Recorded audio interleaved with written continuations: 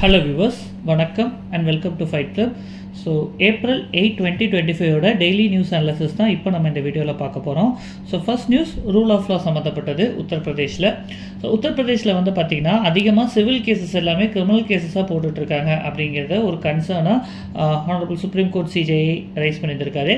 So rule of law அப்படின்னா என்னன்னு நம்ம இங்கே தெரிஞ்சுக்குவோம். ரூல் ஆஃப் லா அப்படிங்கிறதுல வந்து பார்த்திங்கன்னா உங்களுக்கு 3 பிரின்சிபல் இருக்குது. ஒன்று வந்து பார்த்திங்கன்னா சூப்பர்மசி ஆஃப் லா, இங்கே சட்டம் தான் பெருசு, யாருக்கும் எந்த விதமான ஆர்பிட்ரரி பவர்ஸ் இருக்காது அப்படிங்கிறது தான் ஃபர்ஸ்ட் பிரின்சிபல். ஓகேங்களா, absence of arbitrary power or supremacy of law, அதாவது எது பண்ணாலும் சட்டப்படி தான் பண்ணியாகணும் அப்படிங்கிறது. ரெண்டாவது ஈக்குவாலிட்டி பிஃபோர் லா, சட்டத்துக்கு முன்னாடி எல்லாருமே சமம், யாரும் சட்டத்துக்கு மேலே கிடையாது அப்படிங்கிறதும் ஈக்குவாலிட்டி பிஃபோர் லா அப்படிங்கிற பிரின்சிபல். அண்ட் தேர்ட் பிரின்சிபல் வந்து பார்த்தீங்கன்னா ப்ரிடாமினன்ஸ் ஆஃப் லீகல் ஸ்பிரிட் அப்படிங்கிறதுனா மக்கள்கிட்ட வர்றது தான் சட்டங்கள் அப்படிங்கிற மாதிரி சொல்லியிருப்பாங்க. நம்ம இந்தியன் கான்ஸ்டியூஷனில் தேர்ட் பிரின்சிபல் ஃபாலோ பண்ண மாட்டோம் இருப்பாங்க. இது உங்களுக்கு ஆர்டிகல் 14ஓட லிங்க் ஆகி வந்திருக்கும். ஸோ அதான் இந்த rule of law. Right, next வந்து பார்த்தீங்கன்னா சார்ஜ் ஷீட் அப்படின்ற ஒரு விஷயத்த சொல்லியிருப்பாங்க. சார்ஜ் ஷீட் அப்படிங்கிறது என்னன்னா, ஒரு குற்றம் அப்படின்றது நடந்திருக்கு, அவர் போலீஸ் ஒரு இன்வெஸ்டிகேஷன் பண்ணிட்டாங்க. இந்த இன்வெஸ்டிகேஷன் பண்ணி அவர்கள் தரப்புல ஒரு விஷயத்த கொடுப்பாங்க, இந்த தப்பெல்லாம் பண்ணியிருக்காங்க, இதெல்லாம் தான் அவங்க மிஸ்டேக், இந்த செக்ஷன்ஸ் எல்லாம் தான் வயலேட் பண்ணியிருக்காங்க, இந்த குற்றச்செயலாம் இவங்க பண்ணியிருக்காங்க அப்படின்னு சொல்றதுக்கு பேர் சார்ஜ் ஷீட், போலீஸ் ஃபைல் பண்ணுறது.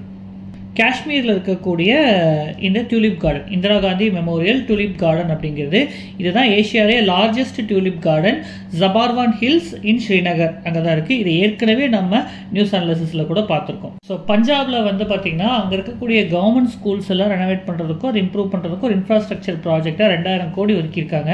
அந்த ஸ்கீமுக்கு பேர் பஞ்சாப் சீக்கிய கிராந்தி இனிஷியேட்டிவ். உங்களுக்கு சீக்கிய கிராந்தி இனிஷியேட்டிவ் எந்த ஸ்டேட்டோடது அப்படின்னு சொல்லிட்டு பஞ்சாப் ஹரியானான்னு ஆப்ஷன் கொடுக்கும்போது கன்ஃபியூஸ் ஆகாதீங்க, இது பஞ்சாப். தென் இந்த எடிட்டோரியல் பார்த்தீங்கன்னா உங்களுக்கு ஆதார் லிங்கேஜ் ஓட்டர் ஐடியும் லிங்க், ஆதாரையும் ஓட்டர் ஐடியும் லிங்க் பண்ணுறது சம்மந்தப்பட்ட ஒரு எடிட்டோரியல். உங்கள் எல்லாத்துக்கும் தெரியும், இப்போ எலெக்ஷன் இதில் வந்து பார்த்தீங்கன்னா டூப்ளிகேட், அதாவது ஒரே வாக்காளர் 2 ஸ்டேட்டில் வாக்களிக்கிற மாதிரி கொடுத்துருக்காங்க. ஓகேங்களா, 1 person many votes அப்படிங்கிற ஒரு சினாரியோ அப்படிங்கிறத ஹைலைட் பண்ணி உங்களுக்கு நிறைய இஷ்யூஸ் போயிட்டு இருந்துச்சு. அப்போ தான் நம்ம வந்து இந்த எபிக் பற்றி பார்த்துட்டு இருந்தோம், ஈரோநெட் அப்படின்ற சாஃப்ட்வேர் வரதை பற்றி பார்த்துட்டு இருந்தோம். ரைட்டா, இதெல்லாம் உங்களுக்கு பீரியாடிக்காக ரிப்பீட்டடாக நியூஸில் இருந்தது தான் நம்மளே நிறைய அனலைசிஸ் பண்ணிட்டோம். ரைட்டா, இப்போ அதுக்கு ஒரு சொல்யூஷனாக என்ன சொல்கிறாங்க, ஆதார் லிங்கேஜ் அப்படிங்கிறத சொல்லியிருக்காங்க. ஓகே, உங்களுக்கு அந்த பிரச்சனையை ஹைலைட் பண்ணுறதுக்கு இங்கே மகாராஷ்டிரா எலெக்ஷனோட டேர்னிங் பாயிண்ட்டாக ஒரு சொல்லியிருக்காங்க. என்ன அப்படின்னா, மகாராஷ்டிரா எலெக்ஷனில் 40 லட்சம் புது ஓட்டர்ஸ் வந்தாங்க 5 மாதத்தில். ரைட்டா, இது இம்பாசிபிள். அப்போ இங்கே என்னமோ பிரச்சனை நடந்திருக்கு, அப்போ வேறு ஸ்டேட்ல இருந்தெல்லாம் இங்கே வந்து ஓட் பண்ணிட்டு போகிறாங்க அப்படின்ற ஒரு கன்சர்ன் வரும்போது உங்களுக்கு இந்த யூனிக் ஓட்டர் ஐடி அப்படிங்கிற ஒரு கான்செப்டை கொண்டு வராங்க. ஓகேவா, அப்போ யூனிக் ஓட்டர் ஐடி ஒரு இடத்துல மட்டும்தான் இருக்குன்னா உங்களுக்கு சம் அதர் டேட்டாவோட கனெக்ட் ஆகிடும், அதுதான் ஆதார். இப்போ ஆதாரோட லிங்க் பண்ணலாம் அப்படின்ற மாதிரி ஒரு பேச்சு அடிபட்டு இருக்கு. ரைட், இப்போ ஆதாரோட லிங்க் பண்ணுறதுல என்ன பிரச்சனைன்றதா இந்த எடிட்டோரியல் ஹைலைட் பண்ணியிருக்காங்க. என்ன அப்படின்னா, ஆதார் அப்படிங்கிறது உங்களுக்கு கட்டாயம் அப்படின்னா, ஆதாரை வந்து உங்களுக்கு வந்து ஏதாவது ஒரு விஷயத்துக்கு யூஸ் பண்ணுங்கிறது வந்து எப்பயுமே ஆப்ஷனல். ஆதார மேண்டேட்டரியாக எதுக்கும் யூஸ் பண்ண முடியாது அப்படிங்கிறது தான் உங்களுக்கு கோர்ட் கொடுக்கப்பட்ட ஒரு சட்டப்படி அதான். But by law Aadhaar cannot be mandatory for anyone and is only optional அப்படிங்கிறதா சட்டம். அப்போ ஒரு விஷயம் ஆப்ஷனலாக இருக்கும்போது அதை எப்படி நீங்கள் எலெக்ஷனுக்கு கட்டாயமாக்க முடியும்?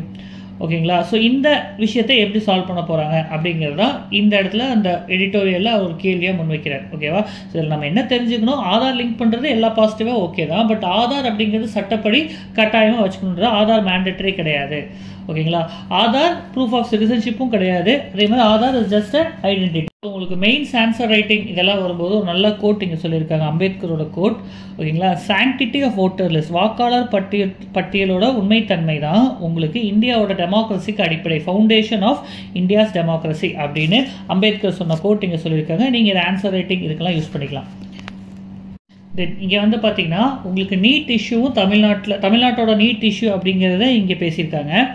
இப்போ என்ன அப்படின்னா, நீட் தமிழ்நாடு வேணான்னு சொல்லிட்டு நீட் விலக்கு மசோதா அப்படின்னு ஒன்று அனுப்பிச்சிருந்தோம் பிரசிடென்ட்டுக்கு, குடியரசுத் தலைவர் கையெழுத்துக்கு. அவர் இப்போது லேட்டஸ்ட்டாக இந்த எடிட்டோரியலில் சொல்லியிருக்கிறது என்னன்னா, கையெழுத்து போட மாட்டார் அப்படின்ற மாதிரி சொல்லியிருக்காங்க அப்படின்றது. ரைட், இப்போ வேறு வழியே கிடையாது, நம்ம நீட்டை ஃபாலோ பண்ணி தான் ஆகணும். ஓகேவா, so first you need to understand that concurrent லிஸ்ட்டில் ஒரு சப்ஜெக்ட் இருக்குது, 2 பேரும் சட்டம் கொண்டு வந்தால் ஓகேங்களா, சென்ட்ரலோட லா தான் வில் ப்ரிவைல் ஆகும். ஓகேங்களா, when both parliament state legislature makes law on the same subject, ஓகேங்களா, ஆர்டிகல் 254 படி சென்ட்ரல் லா தான் ஓவர் ரைட் ஆகும். ஓகேங்களா. இதுக்கு ஒரே ஒரு எக்ஸப்ஷன், பிரசிடென்ட் கையெழுத்து போட்டால் அதுக்கு எக்ஸப்ஷன். அப்போது அதுக்காக தான் நம்ம பிரசிடென்ட்டுக்கு கையெழுத்து அனுப்பிச்சோம். இதே சினாரியோ தான் உங்களுக்கு நம்ம ஜல்லிக்கட்டு அப்படின்ற ஒரு விஷயம் நடந்தப்பையும் வந்திருக்கும். அப்போது கன்கரண்ட் லிஸ்ட்டில் இருக்கும்போது பார்லிமெண்ட் இந்த மாதிரி பண்ணக்கூடாது, ஜல்லிக்கட்டு இந்த மாதிரி விளையாட்டுகள் எல்லாம் காளை மாடு அதெல்லாம் வச்சு பண்ணக்கூடாது அப்படின்னு சொல்லியிருப்பாங்க. அப்போ நம்ம பிரசிடென்ட்டை கையெழுத்து வாங்கி எஸ்கேப் ஆயிட்டோம். அதே மாதிரி இங்கே ட்ரை பண்ணாங்க, பட் பிரசிடென்ட் கையெழுத்து போடலை. பிரசிடென்ட் கையெழுத்து போடாத சமயத்தில் என்ன ஆகும் அப்படின்னா டாக்ட்ரின் ஆஃப் ரிபக்னன்சி படி சென்ட்ரல் லா வில் ப்ரிவைல். இது ஆர்டிகல் 254. சரிங்களா, அதை தான் இங்கே ஹைலைட் பண்ணியிருக்காங்க. தென் ஆர்டிகல் 256 இதில் ரொம்ப முக்கியம். அட்மினிஸ்ட்ரேட்டிவ் சம்மந்தப்பட்டு வரும்போது எக்ஸிக்யூட்டிவ் பவர், ஸ்டேட்டோட எக்ஸிக்யூட்டிவ் பவர் சென்ட்ரலோட எக்ஸிக்யூட்டிவ் பவரை பாதிக்காத வண்ணம் இருந்தாலும் அதை தாண்டி சென்ட்ரலோட டைரக்ஷன்ஸ் ஸ்டேட் ஃபாலோ பண்ணல அப்படின்னா இந்த இடத்துல breakdown of constitutional machinery அப்படின்ற காரணத்தின் காரணமாக பிரசிடென்ட் உள்ள கொண்டு வர முடியும், ஆட்சியை கலைக்க முடியும் அப்படின்னு நேற்று நம்ம பார்த்துருந்தோம். எகெயின் அதே தான் இங்கேயும் சொல்லியிருக்காங்க. அடுத்து வந்து பார்த்தீங்கன்னா இந்தியாவோட சிவில் ஏவியேஷன் அப்படின்றது, ஓகேங்களா, விமானத்துறை சம்மந்தப்பட்டது. ஸோ விமானத்துறை அப்படிங்கிறது அந்த விமானத்துறை அது ரிலேட்டடானது எல்லாமே நம்ம பிரிட்டிஷோட ஆக்ட் தான் ஃபாலோ பண்ணிட்டு இருந்தோம். ஏர்கிராஃப்ட் ஆக்ட் 1934 வந்த ஆக்ட் தான் ஃபாலோ பண்ணிட்டு இருந்தோம். அது பிரிட்டிஷ் அவங்களுக்காக ஃபேவரபுளாக போட்டலாம். இன்னும் அதே ஆக்டை நம்ம பேஸ் பண்ணி வந்துட்டு இருந்தோம். கிட்டத்தட்ட இப்போ நம்ம 2024 வந்துட்டோம். இப்போ 24-25 அப்படின்னு வரும்போது இங்கே புதுசாக ஒரு ஆக்ட் கொண்டு வராங்க. அதுதான் வந்து பார்த்தீங்கன்னா உங்களுக்கு பாரதிய வாயுயான் அதிநியாயம் அப்படிங்கிற ஆக்ட். இது புது ஆக்ட். இதில் தான் வந்து பார்த்தீங்கன்னா இதுக்கு அடுத்து அப்போ பிரிட்டிஷ் காலத்தில் கொண்டு வரப்போ இந்தியாவோட ஏவியேஷன் செக்டர் ரொம்ப கம்மியாக இருந்துச்சு. கடந்த 20 வருஷத்தில் பயங்கரமான ஒரு வளர்ச்சி இருந்திருக்கு. ஸோ ஏவியேஷன் செக்டர் பயங்கரமாக இதாகிடுச்சு. இப்போ அந்த பழைய ஆக்ட் அப்படிங்கிறது போதுமானதாக இல்லை அப்படின்றப்போ இந்த புது லா அப்படின்றத கொண்டு வந்திருக்காங்க ஆக்டா, ரைட். ஆனால் இதில் ஒரு சின்ன பிரச்சனையை அவங்க ஹைலைட் பண்ணுறது என்னன்னா ஆர்பிட்ரேஷன் கிடையாது. ஆர்பிட்ரேஷன் அப்படின்னா அந்த குறை தீர்ப்பு. என்னன்னா இந்த ஏர்கிராஃப்ட் இது எல்லாமே இன்டர்நேஷ்னல் லெவலில் போயிட்டு இருக்குமா, அப்போ என்ன ஆகும் அப்படின்னா இங்கே பிரச்சனை வரும்போது எங்கே போவாங்க. இப்போ ஃபார் எக்ஸாம்பிள் இந்தியன் ஏர்லைன்ஸ் ஒரு ஏர்கிராஃப்ட் வந்து போயிட்டு இருக்கு, பிரச்சனை ஆயிடுச்சு அப்படின்னா நம்ம சுப்ரீம் கோர்ட் விசாரிப்பாங்களா, அவங்க ஊரோட சுப்ரீம் கோர்ட் விசாரிப்பாங்களா, இது எப்படி ஹேண்டில் பண்ணுறது அப்படின்றப்போ இது ரெண்டு பேருக்கும் சேர்த்து ஒரு ஆர்பிட்ரேஷன் அப்படின்றத வச்சுக்கலாம் பெட்டரா. ரெண்டு பேருக்கும் சேர்த்து மியூச்சுவலான ஒரு ப்ராப்ளம் சால்விங், ஒரு டிஸ்பியூட் ரிட்ரஸல் மாதிரி வச்சுக்கலாம் அப்படின்றது தான் ஆர்பிட்ரேஷன் அப்படிங்கிறது, ரைட்டா. இப்போ இந்தியாவோட ஆர்பிட்ரேஷன் ஃப்ரேம் ஒர்க் அவ்வளோ ஸ்ட்ராங்காக இல்லை, ஓகேங்களா. நம்ம இப்போ ஆர்பிட்ரேஷன் அப்படின்னு வரும்போது நம்ம எதை ஃபாலோ பண்ணிருக்கோம் அப்படின்னா ஆர்பிட்ரேஷன் அண்ட் கன்சிலியேஷன் ஆக்ட் 1996 அப்படிங்கிறத ஃபாலோ பண்ணிருக்கோம். பட் இதில் உங்களோட ஏவியேஷன் டிஸ்பியூட்லாம் கவர் ஆகாது, ரைட்டா. அதே மாதிரி இந்தியாவில் 2 ஆர்பிட்ரேஷன் சென்டர் இருக்குது. ஒன்று மும்பை, டெல்லி அப்படின்னு 2 இருந்தாலும் நம்ம இந்தியன் கேசஸ் எல்லாமே அதிகமாக போகிறது எங்கன்னா 95% கிட்ட எங்கே போகுது அப்படின்னா சிங்கப்பூர் இன்டர்நேஷ்னல் ஆர்பிட்ரேஷன் சென்டர். அங்கே தான் நம்மளோட ஆர்பிட்ரேஷன் பெரிய பெரிய ஆர்பிட்ரேஷன் கேசஸ் எல்லாம் அங்கே தான் போயிட்டுருக்கு, ஓகேங்களா. ஸோ நமக்கு கண்டிப்பாக ஒரு ஆர்பிட்ரேஷன் வேணும். என்னதான் இந்த ஆக்ட் நல்லா இருந்தாலும் ஆர்பிட்ரேஷன் இல்லாதது ஒரு குறை அப்படிங்கிற மாதிரி தான் இந்த எடிட்டோரியலில் சொல்லியிருக்காங்க. ஸோ இந்த எடிட்டோரியல் அப்படிங்கிறது பார்த்தீங்கன்னா வேலைவாய்ப்பு சம்மந்தப்பட்டது. இப்போது இந்த எடிட்டோரியல் ஓவரால் ஜெனரல்ஸ் என்ன அப்படின்னா இப்போது உங்களுக்கு நிறையா ஜாப்ஸ் வந்து அப்சலேட் ஆகிட்டு இருக்குது. அதே மாதிரி புதுசாக நிறையா ஜாப் வந்துட்டு இருக்கு. அதுவும் குறிப்பாக ஆர்டிஃபிஷியல் இன்டெலிஜென்ஸ், அதுக்கப்புறம் என்வாயன்மெண்ட் சம்மந்தப்பட்ட இடத்துல வந்து பார்த்திங்கன்னா நிறையா ஜாப்ஸ் க்ரியேட் ஆகிட்டு இருக்கு. இந்தியாவுக்கு நல்ல பொட்டன்ஷியல் இருக்குது. பட் ஆனால் நமக்கு வந்து R&D ரொம்ப குறைவாக இருக்குது, ஸ்கில்லிங் ரொம்ப குறைவாக இருக்குது. இதனால் வந்து நம்மளால் அதை ஃபுல்லாக டேப் பண்ண முடியல அப்படின்றத ஹைலைட்டாக பண்ணிவிட்டு அதுக்கு என்ன பண்ணலாம் அப்படின்ற வே ஃபார்வர்ட் கொடுத்துருக்காங்க, ரைட்டா. உங்களுக்கு க்ரியேட்டிவிட்டி, கிரிட்டிக்கல் திங்கிங் இதுக்கெல்லாம் இம்பார்ட்டன்ஸ் கொடுத்தாகணும். க்ரீன் கரிக்குலம் டெவலப் பண்ணி ஆகணும், சரியா. தென் ஃபேக்கல்ட்டிஸ் சைடில் ரிஃபார்ம் கொண்டு வரணும், ரைட்டா. இதெல்லாமே வந்து உங்களுக்கு மெயினான சஜஷனாக கொடுத்துருக்காங்க. இது இஸ் ஆல் அபவுட் உங்களோட ஜாப்ஸ் சம்மந்தப்பட்ட விஷயங்கள் தான், ஓகே. இதுக்கு அவங்க ஒரு முக்கியமான ரிப்போர்ட்டை ஹைலைட் பண்ணியிருக்காங்க. அது வேர்ல்டு எக்கனாமிக் ஃபோரமோட ஃபியூச்சர் ஆஃப் ஜாப்ஸ் ரிப்போர்ட் அப்படிங்கிறது, சரிங்களா. ஸோ இந்த text and context is one of the very beautifully and well written text and context. இங்கே ரொம்ப ஒரு டஃப்பான கான்செப்டை ரொம்ப சிம்பிளாக எக்ஸ்பிளைன் பண்ணியிருக்காங்க. ஸோ அதில் இருக்கக்கூடிய அதே ஃப்ளோவில் நானும் எக்ஸ்பிளைன் பண்ணிடுறேன். ஃபர்ஸ்ட் உங்கள் எல்லாத்துக்கும் தெரியும் கண்ணாடி ஆர் மிரர் அப்படிங்கிறது என்னன்றது. ஸோ இந்த இடத்துல வந்து பார்த்தீங்கன்னா நீங்கள் நார்மலாக ஒரு ரூமில் இருக்கீங்க அப்படின்னா அங்கே இருக்கக்கூடிய ஜன்னல் உங்களுக்கு பகல் டைமில் உங்களுக்கு ரிஃப்ளெக்ஷனாக இருக்காது, ஆனால் நைட்டில் பார்த்தீங்கன்னா உங்கள் ஃபேஸை ரிஃப்ளெக்ட் பண்ணும். அப்போ இந்த மிரர் மாதிரி உங்களை ரிஃப்ளெக்ட் பண்ணுறதுக்கு பின்னாடி என்ன பிரின்சிபல் இருக்குது அப்படிங்கிறது தான் இங்கே வந்து அனலைஸ் பண்ணியிருக்காங்க. அதை எக்ஸ்பிளைன் பண்ணணும் அப்படின்னா உங்களுக்கு மெட்டல்ஸ் அண்ட் இன்சுலேட்டர்ஸோட டிஃப்ரென்ஸ் என்னன்னு தெரிஞ்சுக்கணும். மெட்டல்ஸ் எல்லாம் ஷைனிங், உங்களுக்கு ஸ்டீல் பிளேட்டு, அலுமினியம் இதெல்லாமே மெட்டல், பர்ஸில் இருக்கக்கூடிய காயின் இதெல்லாம் மெட்டல், ஓகேங்களா. மெட்டாலிக் சப்ஸ்டன்சஸ் இதெல்லாமே வந்து பார்த்திங்கன்னா உங்களுக்கு ஒரு ஷைனிங்காக இருக்கும், ஹார்டாக இருக்கும் அப்படிங்கிறது. இந்த பக்கம் இன்சுலேட்டர்ஸ் அப்படிங்கிறது கிளாஸு, வுட்டு, பிளாஸ்டிக் இதெல்லாமே, ஓகேங்களா. அண்ட் அது சில்வரியாலாம் இருக்காது. தென் வந்து பார்த்தீங்கன்னா எலக்ட்ரான்ஸ் பற்றி பேசியிருக்காங்க. இங்கேயும் ஒரு சூப்பரான ஒரு மெட்டஃபரை வச்சு எக்ஸ்பிளைன் பண்ணியிருக்காங்க. மெட்டலோட எலக்ட்ரான்ஸ் எல்லாம் ஓகேவா, ஜாலியாக இருக்கக்கூடிய ஹாப்பி ஒரு ஃபன் லவ்விங் கிட்ஸ் குழந்தைங்க மாதிரி. அந்த ஆட்டம் அப்படிங்கிறது அதோட பேரண்ட்டுங்கிற மாதிரியும், இந்த எலக்ட்ரான்ஸ் எல்லாம் ஃபன் லவ்விங் கிட்ஸ் மாதிரி. இந்த குழந்தைங்க துருன்னு இருக்கிற குழந்தைங்க எங்கனாலும் அவங்க பேரண்ட்ஸோடய இருக்குன்னு நினைக்காது, அதனால அது எங்கே பார்த்தாலும் மூவ் ஆகிட்டு ஜாலியாக இருக்கக்கூடியது. இன்னொரு பக்கம் இன்சுலேட்டர்ஸ் அப்படின்னு எடுத்துக்கிட்டிங்கன்னா அது வந்து ஒரு ஷையான கூச்ச சுபாவம் இருக்கக்கூடிய குழந்தைங்க. அவங்க பேரண்ட்ஸ் பக்கத்துலேயே இருந்துப்பாங்க, வெளியே எங்கேயும் ஃப்ரீயாக ரோம் பண்ண மாட்டாங்க. அதனால் இப்போ கரண்ட் அப்படின்றத பாஸ் பண்ணோம் அப்படின்னா இந்த குழந்தைங்க தான் ஜாலியான குழந்தைங்களாச்சு, அதனால் ஈஸியாக மூவ் ஆவாங்க. அதனால் metals are good conductors of electricity. அதுவே இன்சுலேட்டர்ஸ் அப்படிங்கிறவங்க they will cling on to their parents, அந்த ஆட்டமோடய ஹோல்டாக இருக்கும், அதனால அது ஸ்ட்ராங்காக எலக்ட்ரிசிட்டி கண்டக்ட் பண்ணாது. ஓகேங்களா. தென் இதே மாதிரி உங்களுக்கு எப்படி எலக்ட்ரிசிட்டின்றது வருதோ அதே மாதிரி தான் லைட்டும் ஒரு எலக்ட்ரோ மேக்னெட்டிக் வேவ் தான். சரிங்களா. இப்போது லைட்டும் எலக்ட்ரானும் எப்படி இன்ட்ராக்ட் ஆகுது அப்படிங்கிறதுக்கு நம்ம அண்டர்ஸ்டாண்ட் பண்ணிக்கலாம். லைட்டுங்கிறது நான் ஏற்கனவே சொன்ன மாதிரி எலக்ட்ரோ மேக்னெட்டிக் வேவ். ஓகேங்களா. எந்த ஒரு வேவ் அப்படின்னாலும் என்னென்னா it is a periodic disturbances. ஒரு கல்லை தூக்கி ஒரு குளத்தில் போட்டிங்கன்னா அப்போ அந்த ஒரு டிஸ்டர்பன்ஸ் மூவ் ஆகிட்டே இருக்கா ஒரு பாயிண்ட்லேருந்து இன்னொரு பாயிண்ட்டுக்கு, அதுதான் வேவ்ஸ். ஓகேங்களா. அதுதான் இங்கே அவங்களும் சொல்லியிருக்காங்க. நம்ம பேசும்போதும் சரி என்ன பண்ணாலும் வேவ்ஸ் ஜென்ரேட் ஆகிட்டே இருக்கும். ஓகே. ஸோ இப்போ இந்த லைட் எலக்ட்ரான்ஸ் மேலே விழுகும்போது என்ன ஆகும் அப்படிங்கிறத பார்க்கலாம். லைட் அப்படிங்கிறதே ஒரு எலக்ட்ரோ மேக்னெட்டிக் வேவ் தான். சரிங்களா. இப்போ அந்த லைட் அப்படிங்கிறது எலக்ட்ரான்ஸ் ஒரு இதுக்கு மேலே விழுகுதுன்னா மெட்டலுக்கு ஒரு விதமாக இருக்கும், இன்சுலேட்டருக்கு ஒரு விதமாக இருக்கும். மெட்டல்ஸில் நம்ம ஆல்ரெடி பார்த்தோம், அங்கே வந்து என்னென்னா அங்கே இருக்கிறதுலாம் கொஞ்சம் ஹாப்பியான குழந்தைங்க ஈஸியாக அங்கிட்டு இங்கிட்டு மூவ் ஆகிட்டு இருப்பாங்க. கரெக்டாக. அப்போது ஒரு லைட் அப்படிங்கிறது மெட்டல்ஸ் மேலே விழுகும்போது இந்த எலக்ட்ரான்ஸ் எல்லாம் ஒரே குரூப்பாக அப்படியே உங்களுக்கு ஃப்ளாஷ் போட்டோன்னே டக்குன்னு டான்ஸ் ஆடுறாங்க, அந்த மாதிரி ஒரு குரூப்பாக டான்ஸ் ஆட ஆரம்பிச்சிடுவாங்க. ரைட்டா. அந்த மூமெண்ட் அப்படிங்கிறத ஒரு டான்ஸ் மாதிரி நினச்சிக்கோங்க.